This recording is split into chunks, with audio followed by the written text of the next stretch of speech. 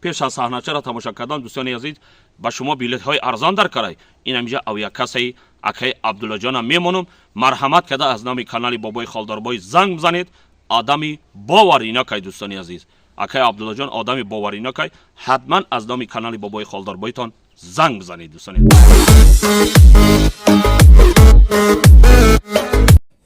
ها بچم اینا تمامی پا و پارم میسوزه بچم میانم میسوزه پشتم دست و پنجه همه جا میسوزه بچم اینجا میخیزم چشمم سیاه و تاریک بزنه آخی سرم گیر بگرده اگر این نکه نباشه من تو را نمیگفتم بچم نکه نباشه من تو را نمیگفتم آخی بچم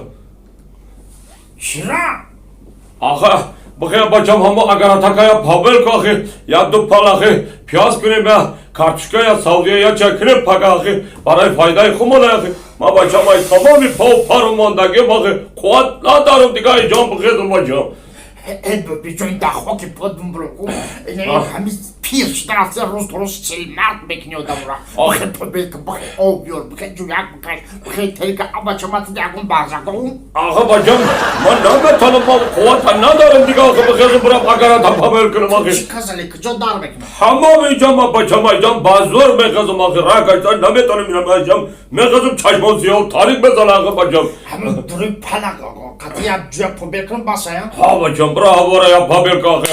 ما مازم گرفتگی آخه بچم توی بچه کل تمتر شید تمام بس مایل ها بچم ها خشم زنه بچم ها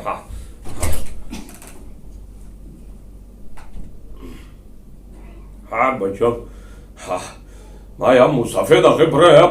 پاپل که آخه یا اگر تا پاپل که یا کاروبار خانه را که آخه ما یا آدم یا پا و پر ماندگی من نتانم کاروبار کد آخه ها بچه جوانی حاضر آخه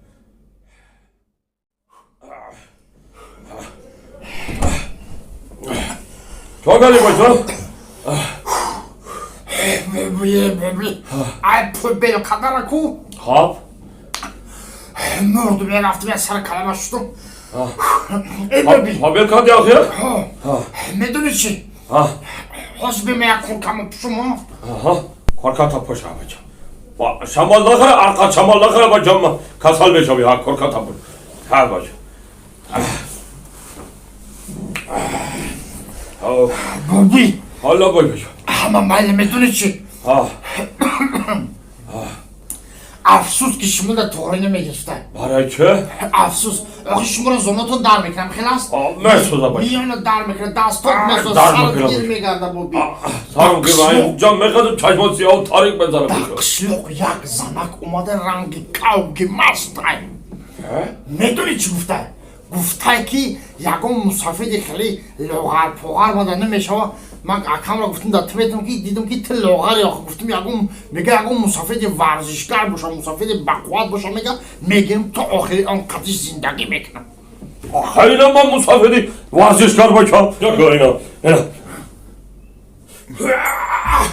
اینا بچم